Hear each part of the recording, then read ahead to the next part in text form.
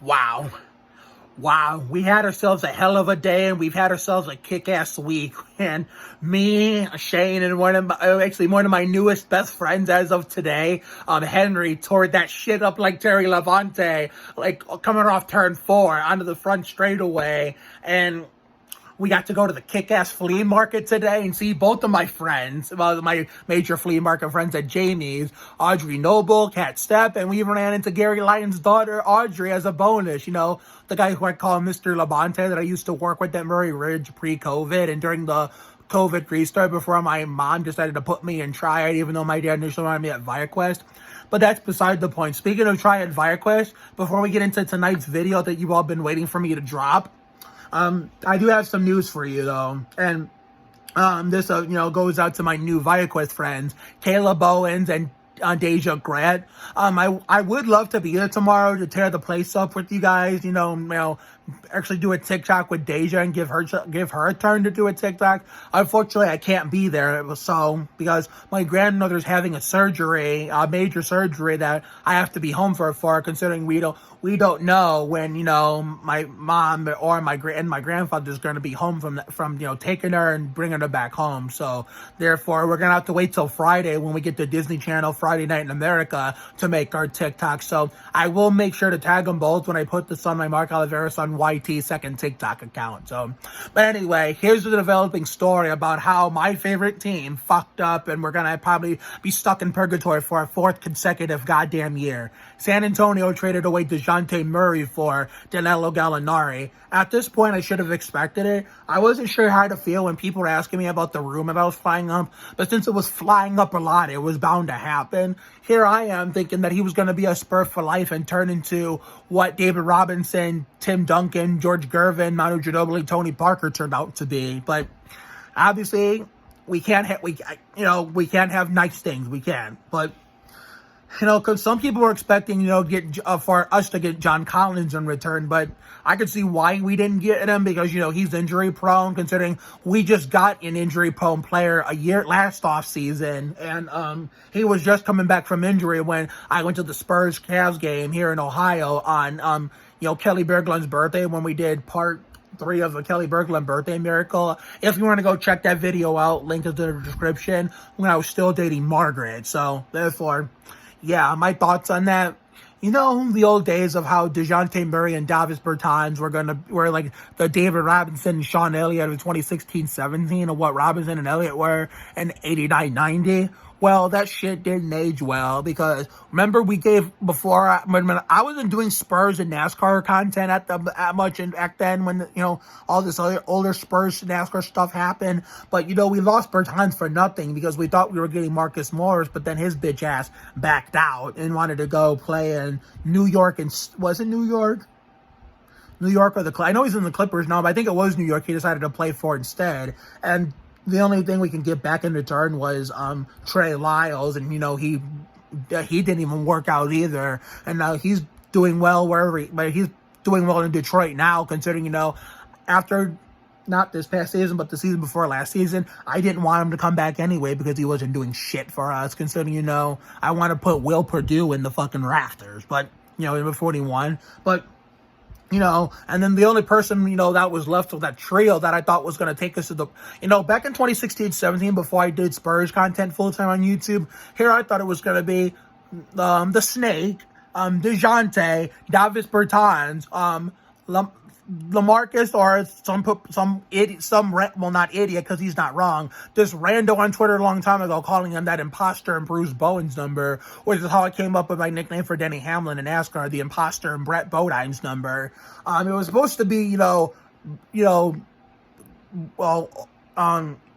Ginobili and Parker still playing at the top, Parker playing at the top of his game, and Ginobili still playing at the top of his game the whole time. Parker was playing on top of his game until getting hurt in the second round of the 2017 playoffs, which obviously hurt our chances before, Kawhi's initial injury before Zaza fiasco, because, what people don't remember is, one, Parker was hurt before Kawhi was, and two, before Zaza did the electric slide under Kawhi's ankle, Kawhi already had an ankle injury on that same ankle before the Zaza thing happened. So it was supposed to be those kind of guys taking us to the promised land and hopefully getting us our first championship without Tim in 2016-17 and maybe further down the road.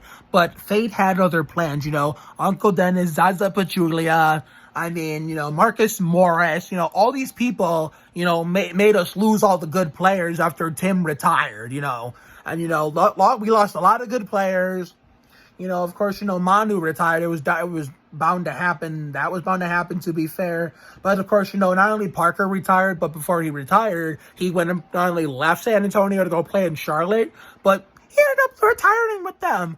I always say that, if Parker never leaves in 18-19, even with Ginobili retiring, and DeJounte never gets hurt in the 18-19 preseason, I feel like the Spurs would have been a much better team not better than the 16-17 or 15-16 teams, but they probably would have been better than the 17-18 team that, started out strong but kind of ended a little sour, which, as we all remember, ended the streak of how many consecutive seasons with 50-plus wins. But that's like if I ever touch my PS4, I'm going to do a fanfic on the channel on simulating that kind of season, what that would have been like. But yeah, it was supposed to be guys like that taking us to the promised land, and even Patty Mills, who was the key factor in the 2014 finals, even with that bum shoulder. But nope, fate had other plans. The enemy, Zaza, Uncle Dennis, Marcus Morris. We lost a bunch of good players. All of our Hall of Fame core retired, and we only had a few good players left. We still had Patty.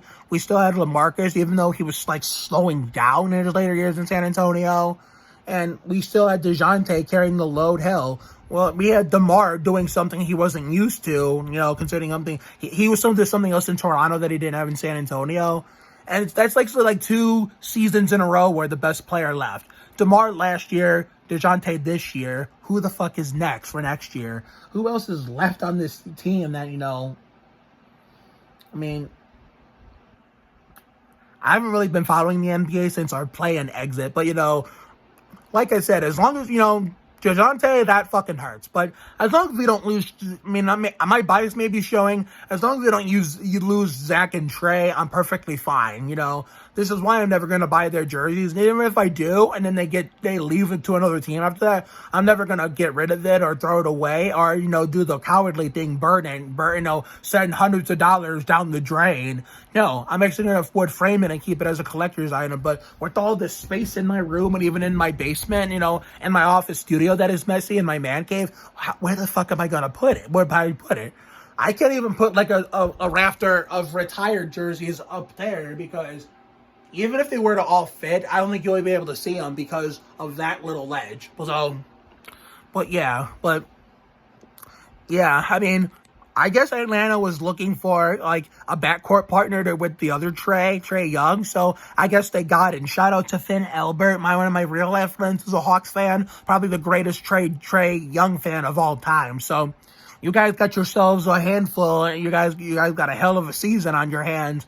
This is good for you and bad for us. Translation, Atlanta won the trade. We're probably going to lose it considering how we've been stuck in purgatory the last 3 seasons, even if COVID never hits in 2019-2020. So, yeah, it sucks, considering I don't know if Gallinari's the same explosive player he went through early in his career, because I haven't paid much attention to him except when the Spurs play him on whatever team he's on, but I guess we'll have to wait and see. Let's see if these draft picks actually get major playing time to actually keep us somewhat competitive. But I know we're going to be bad again. I was last year. This past season, I knew we were going to be bad, but I didn't know we were going to be as bad as we were until we blew up the team at the trade deadline. And we went on a tear and ended the season on a high note, which was the only reason why I made the 2022 plan. The year before, 2021, was reversal of fortune. We started off that season well. I don't know how rookie Vassell was getting